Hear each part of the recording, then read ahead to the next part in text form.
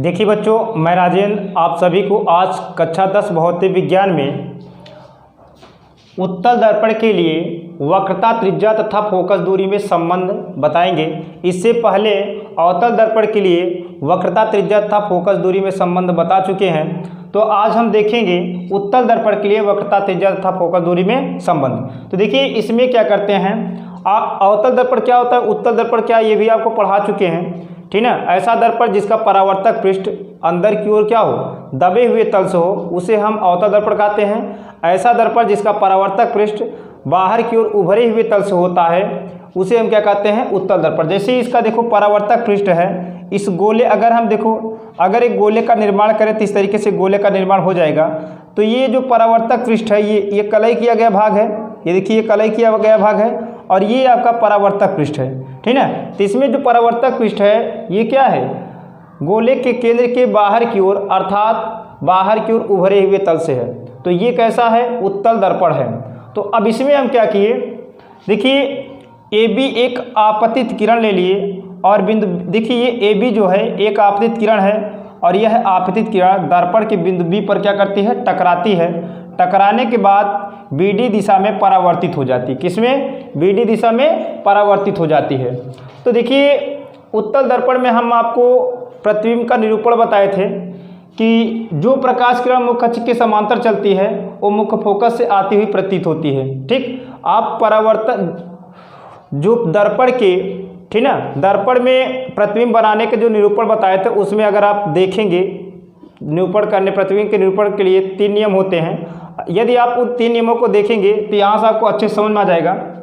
तो देखिए मुख्य अक्ष के समांतर चलने वाली जो प्रकाश किरण होती है मुख्य फोकस F से आती हुई प्रतीत होती है, ठीक है। अब देखिए इसमें देखो आपको ऐसा लग रहा है कि ये जो प्रकाश किरण है AB, जो प्रकाश किरण है आपतित किरण है, मुख्य अक्ष के समांतर चल रही है, लेकिन परावर्तन के पश्चात BD दिशा में क्या करती है, परावर्तित हो जाती है। तो ये ऐसा लग रहा है, देखो इस एरो को देखकर ऐसा लग रहा है कि यह जो प्रकाश किरण BD, जो प्रकाश किरण है मुख्य फोकस F से आती हुई प्रतीत होती है। देखो उत्तल दर्पण में हम सिर्फ जो प्रकाश किरण होती हैं, देखो जो कलई किया गया भाग है, इस तरफ से प्रकाश किरण को हम कल्पना करते हैं, वास्तव में प्रकाश किरण नहीं होती, क्योंकि ये कलई किया गया भाग है, यहाँ प्रकाश का परावर्तन हो नहीं सकता। इस तरफ प्रकाश इस तरफ प्रवेश नहीं कर सकता, प्रकाश इसी तरफ क्या हो जाता है, परावर्तित हो जाता है। सिर्फ हम कल्पना और आभास करते हैं कि मुख्य फोकस या वक्रता केंद्र से प्रकाश किरण आती है या जाती है, ठीक, ध्यान देना। अब BD परावर्तन के पश्चात BD दिशा में चली जाती है। अब हम क्या किए, वक्रता केंद्र C को, दर्पण के वक्रता केंद्र C को दर्पण के बिंदु B से मिलाकर N तक बढ़ाए। जो BN जो है दर्पण पर क्या है, अभिलंब है। तो इसी का यही भाषा आपको यहाँ लिखवा दिए हैं। माना M1 M2 एक उत्तल दर्पण है जिसका ध्रुव P मुख्य फोकस F तथा वक्रता केंद्र C है। मुख्य अक्ष के समांतर, मुख्य अक्ष के समांतर प्रकाश किरण AB, देखिए मुख्य अक्ष के समांतर प्रकाश किरण AB दर्पण के बिंदु B पर टकराती है, दर्पण के बिंदु B पर टकराती है, जो परावर्तन के पश्चात मुख्य फोकस F से आती हुई प्रतीत होती है। यहाँ देख लीजिए, तथा BD दिशा में आगे निकल जाती है, मतलब परावर्तित होकर BD दिशा में आगे निकल जाती है।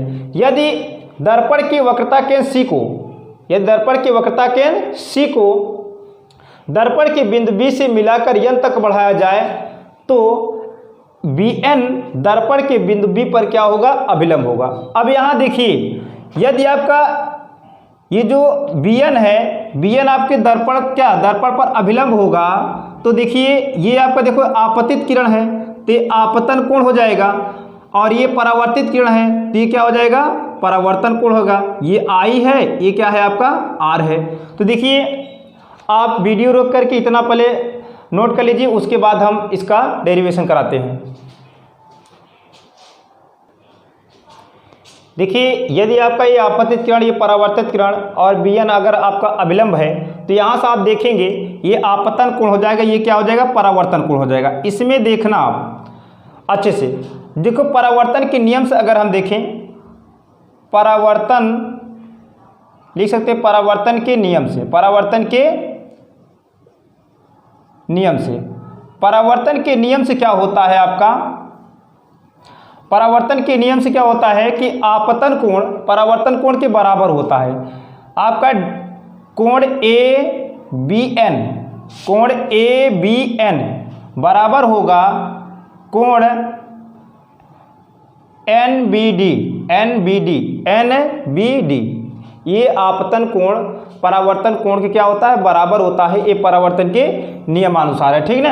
अब देखिए, अब यहाँ हम क्या करेंगे इसके बाद, आप देखिए ये अगर हम देखें कोण, देखिए कोण ABN, और आप एक चीज़ जानिए कि यदि दो समांतर रेखाओं को कोई तिर्यक रेखा अगर काटती है तो वहाँ निम्न प्रकार के कोण बनते हैं। जैसे ये कोण शीर्षाभिमुख कोण हो गए, ये शीर्षाभिमुख कोण आपस में क्या होते हैं, बराबर होते हैं। यहाँ भी शीर्षाभिमुख कोण बनेंगे, यहाँ भी शीर्षाभिमुख कोण बनेंगे, ठीक। तो शीर्षाभिमुख कोण इस तरीके से बनते हैं और ये आपस में क्या होते हैं, बराबर होते हैं। और एकांतर कोण होते हैं, एकांतर कोण बताइए, ये कोण और ये कोण क्या होते हैं, आपस में बराबर एकांतर कोण के नियम से, और ये कोण और ये कोण एकांतर कोण के नियम से क्या होते हैं, बराबर होते हैं। ये चीज़ यहाँ लागू है, आपको बता दे रहे हैं। और देखिए ये कोण और ये कोण संगत कोण होते हैं, और ये कोण क्या होंगे, संगत कोण। ये इसके संगत कोण और ये इसके संगत कोण, ठीक है। तो वही चीज़ यहाँ आपका लागू है। तो देखिए अगर इसे डैश डैश डैश करके हम आगे तक बढ़ाएं, इस तरीके से अगर आगे बढ़ाएं तो देखिए इसमें ये जो है ये आपका एक क्या बनेगा, ये आपका एक तरीके से अगर देखा जाए, ये सीधे यहाँ तक अगर आए तो ये आपका तिर्यक रेखा हो जाएगी। तो ये कोण देखिए तिर्यक रेखा हो जाएगी। तो ये कोण, जो ये कोण है और ये कोण, ठीक ना, ये संगत कोण के नियम से क्या हो जाएंगे, बराबर हो जाएंगे। तो आप लिखेंगे कोण ABN, कोण ABN है बराबर कोण BCF, कोण BCF। देखो कोण ABN और कोण BCF, ये कोण और ये कोण संगत कोण से क्या होंगे, बराबर होंगे। कैसा कोण है, यहाँ लिख देंगे संगत कोण, संगत कोण से, ठीक।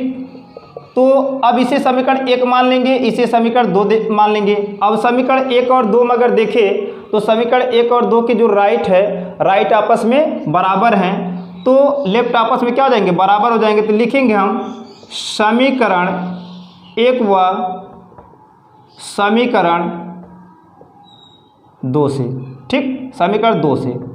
तो देखिए समीकरण 1 और समीकरण 2 के जो आपका लेफ्ट है बराबर है, तो राइट आपस में क्या हो जाएंगे, बराबर। तो कोण NBD बराबर कोण BCF, ये समीकरण 3 हम मान लेंगे, ठीक।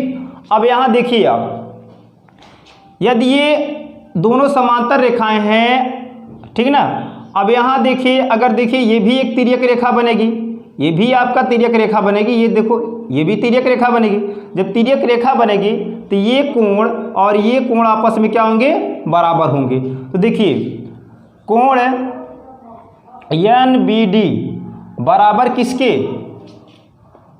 कोण CBF के, ठीक ना। ये शीर्षाभिमुख कोण से नियम, शीर्षाभिमुख कोण से क्या है, ये बराबर है शीर्षाभिमुख कोण से, ठीक ना। ये समीकरण हम मान लेंगे कितना, 4। अब देखिए समीकरण 3 और 4 में, तो 3 और 4 के आपका क्या है, लेफ्ट बराबर हैं, तो राइट क्या हो जाएंगे, बराबर हो जाएंगे। लिखेंगे समीकरण 3 और समीकरण 4 से, ठीक ना। तो देखिए अब हो जाएगा आपका कोण BCF बराबर कोण CBF। देखिए अब यहाँ हम देखें तो कोण BCF और कोण CBF, ये दो कोण आपस में क्या है, बराबर हैं। तो देखा जाए FBC एक त्रिभुज के निर्माण कर रहे हैं। तो आपका देखो त्रिभुज का एक नियम होता है, यदि त्रिभुज के दो कोण अगर आपस में बराबर है तो उनके सम्मुख भुजाएं आपस में क्या होती हैं, बराबर होती हैं। जैसे ये इस कोण का सम्मुख भुजा ये है और इस कोण के सम्मुख भुजा ये है। तो देखिए इन दोनों कोण अगर बराबर हैं, इस त्रिभुज FBC कि अगर ये दो कोण B और C क्या है, बराबर है, तो आपका देखो BF और FC जो भुजा होगी आपस में बराबर हो जाएगी, ठीक ना। तो देखिए तो यहाँ से अगर ये दो कोण बराबर है आपके, तो आप कर सकते हैं BF जो है किसके, FC के बराबर हो जाएगा। ठीक ना, BF जो है FC के बराबर हो जाएगा।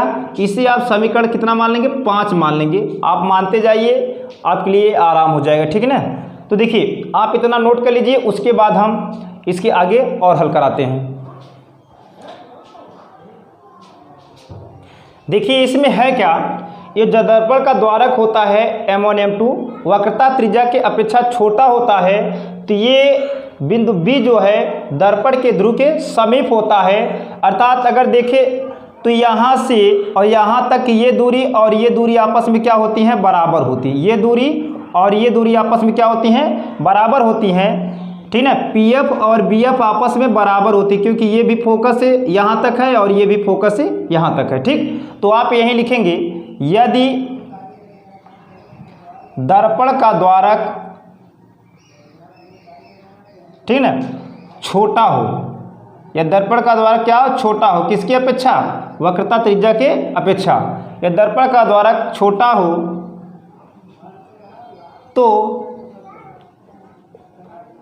बिंदु B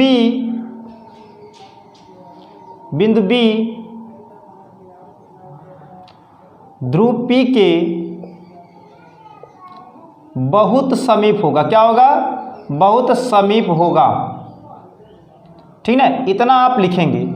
अब उसके बाद समीप होगा, इसलिए आपका जो BF है किसके बराबर, ठीक ना, PF के बराबर हो जाएगा। ये समीकरण 5 है, तो ये समीकरण आप 6 मान लीजिए। कितना, 6। ये 5 था, तो ये समीकरण 6 मान लेंगे। तो आप देखिए समीकरण 5 और 6 में अगर देखें तो इसके लेफ्ट बराबर है, तो राइट आपस में क्या हो जाएंगे, बराबर हो जाएंगे। तो लिख सकते हो समीकरण 5 व समीकरण 6 से। तो देखते जाइए, अब इनके आपस में देखो आ जाएगा आपका FC बराबर क्या, PF। जहां पर हमें FC की आवश्यकता होगी, वहां हम सॉरी, ये आपका PF, FC यहाँ देखो, FC बराबर हम कर सकते हैं कितना, PF कर सकते हैं। FC बराबर PF। जहां पर हमें PF के स्थान पर अगर FC की आवश्यकता है, तो हम PF के स्थान FC रख सकते हैं। यदि FC के स्थान पर PF की आवश्यकता है, तो हम FC के स्थान PF रख सकते हैं। अगर आप देखिए थोड़ा, यहाँ से दर्पण के ध्रुव P और C को अगर हम पूरा ले, तो इसे दो भागों में हम क्या करते हैं, बांट सकते हैं, या दो भागों में इसे जोड़ सकते हैं। किसमें, PF, देखो PF प्लस के FC, इसे इतने में हम जोड़ सकते हैं। ठीक, तो देखिए PC बराबर आप देख रहे हैं PF प्लस, जहां आपका FC है, FC यहाँ FC करेंगे, जहां आपका FC है वहां क्या रख सकते हैं, PF रख सकते हैं। तो PC बराबर 2PF, कितना, 2PF। अब देखिए दोनों बराबर है, तो आप यहां से पक्षों का अदला बदली कर सकते हैं। 2PF बराबर PC, तो PF बराबर PC बटे कितना, 2। तो देखिए यहाँ से वक्रता केंद्र C तक की जो दूरी होती है वो R होती है, और यहाँ से यहाँ तक कितना होता है, F होता है। क्या होता है, F होता है। तो आप मान रख दीजिए, यहाँ से यहाँ तक F है। अब देखो ये यहाँ से यहाँ तक F है, तो हम PF का मान क्या रख देंगे, F। और यहाँ देख लीजिए आप, यहाँ देख लीजिए, देखिए PF की दूरी कितना है, इस PF की दूरी कितना है, F है, और इस PC की दूरी कितना है, R है। कितना है, R। अब बट्टे कितना कर देंगे, 2। ठीक ना, तो यही उत्तल दर्पण के लिए वक्रता त्रिज्या तथा फोकस दूरी में हमें संबंध ज्ञात करना था। ठीक, तो देखिए बच्चों, अब अगली वीडियो में आपको लेकर आएंगे F गोली दर्पण के लिए U V तथा F में संबंध, अवतल दर्पण के लिए, उत्तल दर्पण के लिए, दोनों के लिए आपको डेरिवेशन कराएंगे। तो अब इस वीडियो को यहीं से समाप्त करते हैं।